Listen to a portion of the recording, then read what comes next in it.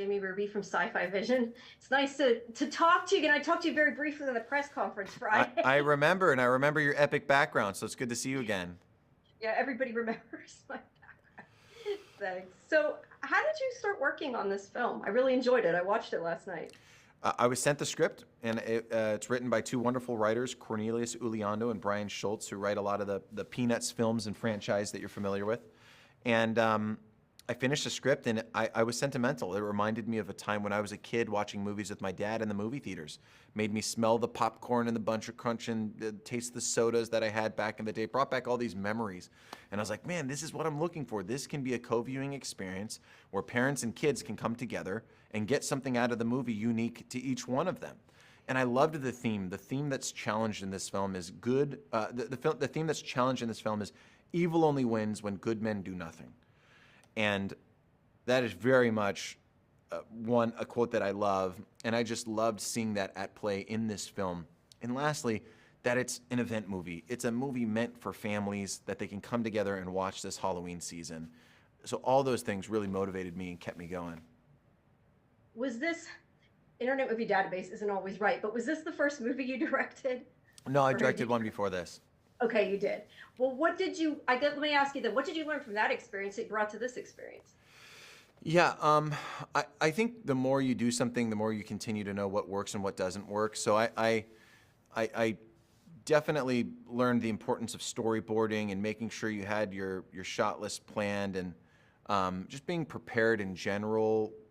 That definitely is more my style. I experimented more in the first one. This one, I think I knew what my strengths were and my weaknesses. So I tried to play to my strengths and I tried to hire my weaknesses. So we built a great team around me to help deliver the vision of this film. Saying that then, what did you find the most difficult? The most difficult thing was really just the time constraints. When you're working with young people, kids, they can only work so many hours out of the day, and so that limits what you're able to do. So that was definitely the most difficult thing, was just the challenge of time. Was there anything, I guess, like scene-wise though, that you had like that you specifically wanted to do that you were challenged by making sure that it looked a certain way, that kind of thing? Um, yeah, the ending is when you read it on the page, it's a pretty action-packed ending. And when we shot it, we were up against time with one of the young kids, and so we literally came down to the minute and we made it and we got everything that we needed. But it was such a challenging scene to execute because there's so many shots and you're in this confined space, which I loved because it just added attention to the scene. And you also don't get to see any of the effects. There's a big effect sequence in the end. So you're kind of imagining where the effects will be while you're shooting it without the effects. And so all those variables, the time, the space, the effects, all of those variables kind of crunched the pressure and the tension. But you know what? We all showed up, we were there, we worked hard, and we got it done. You make me wonder though when you say about a small space, is it always harder to do that though? Because I would think sometimes in open space you could maybe have issues because you could do so many different things and maybe you have to kind of, I guess, rein in what you want to do. You just made me curious as you said that. Oh yeah, well I think necessity is the mother of invention always. So having confinements definitely is a good thing for an artist because it takes you out of la la land and helps you actually do the thing you need to do. Right. Now you have in this movie some big names. What was it like, I guess, working with seasoned actors compared to the younger cats? It was great, I learned so much from Mel Gibson because he's an Oscar-winning director, so it was a daunting task to direct an Oscar-winning Yeah. director. But I learned so much with him because he leads with humility. He really believed in me. I've heard so many horror stories of people working with, not Mel, but other big actors that are similar to his level of success and just having bad experiences where they couldn't direct the person because that person's been in the business forever and they don't want to be told what to do, or that person started actually directing instead of the director because they didn't believe in the director. And Mel was the exact opposite of that. He really believed and empowered me and gave me great ideas and suggestions. I learned so much from him, and it was a wonderful experience. Right.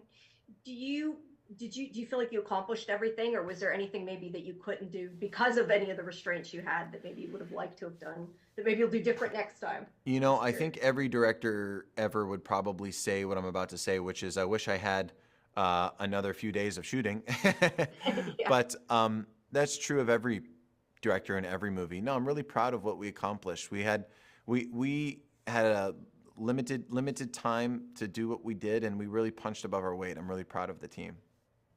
Now you do a lot of directing, a lot of acting in addition to directing, not on this, but you have. How do you think that affects, I guess, the style of your directing? I mean, do you feel like that makes a big difference because you've done it before? I mean, you talk about obviously directing actors that have directed and vice versa, but how does that affect you, do you think?